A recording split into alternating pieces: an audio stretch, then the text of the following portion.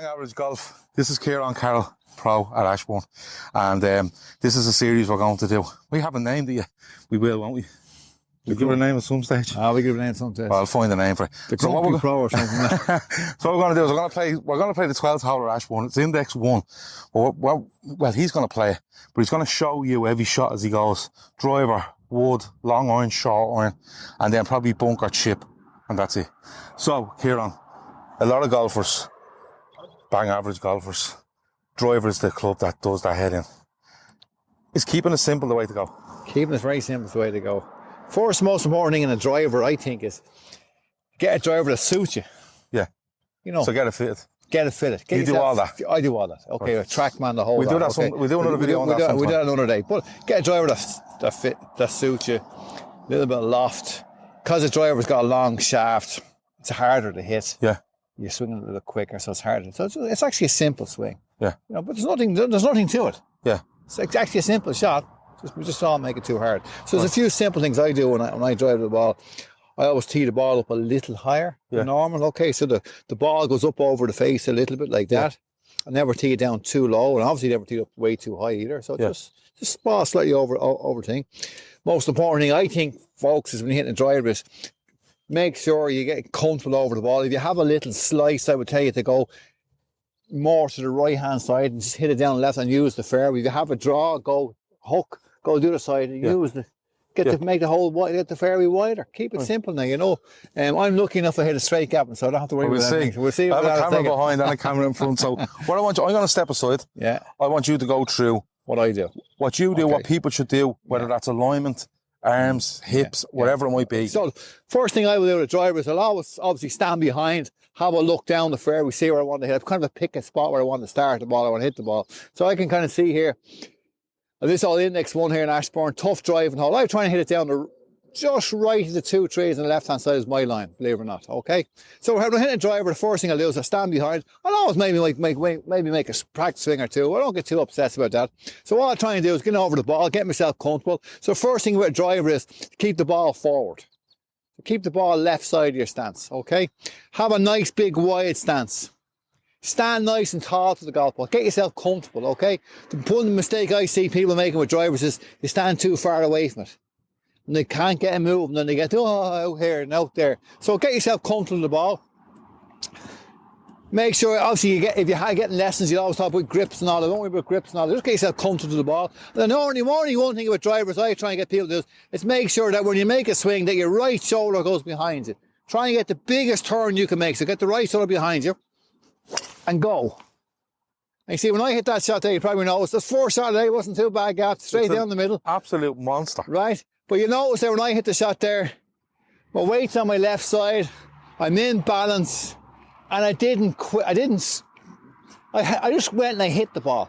I didn't get too. So again, all I do is just try and feel nice, big, wide turn. And then when I get to here, all I try and do is just make sure I swing my arms forward and finish my swing. Because you never see a good player on tour not finish the swing. So you hit a driver, wide stance, get yourself comfortable.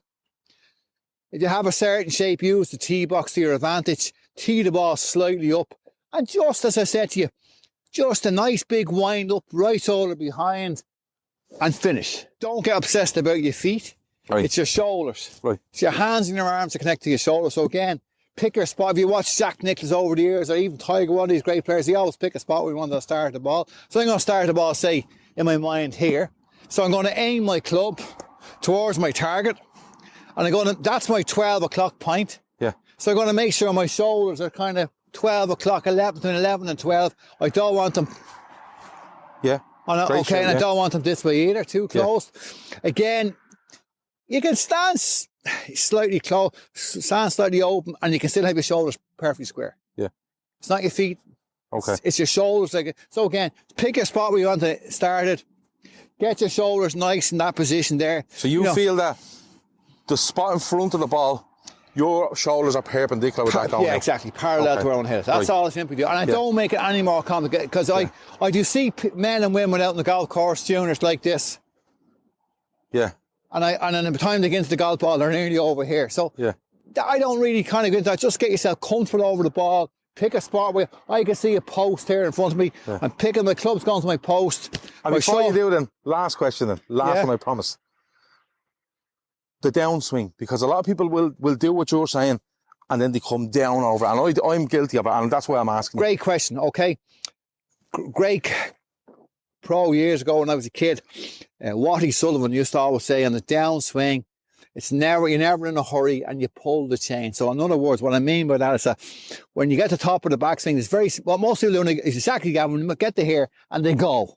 Yes, I'm guilty of that. And they think that their power's in the shoulders and all that. If you watch the top class women professional golfers play, a lot of them are small girls and they hit it miles and you kind of wonder where they get their power. So it's nothing to do how strong you are, okay? It's very much clubbing the right path, using the ground, all the technical stuff that you can go into. But the only tip I give you in the downswing is just when the club is in this position here, trying to feel that your arms just kind of fall.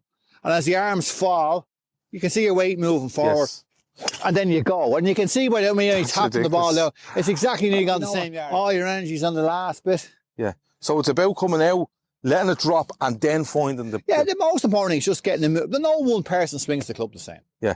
No one size fits all. Yeah. So what you're trying to do is you try and make a movement beyond the back. But on the downswing, I like the good players to go.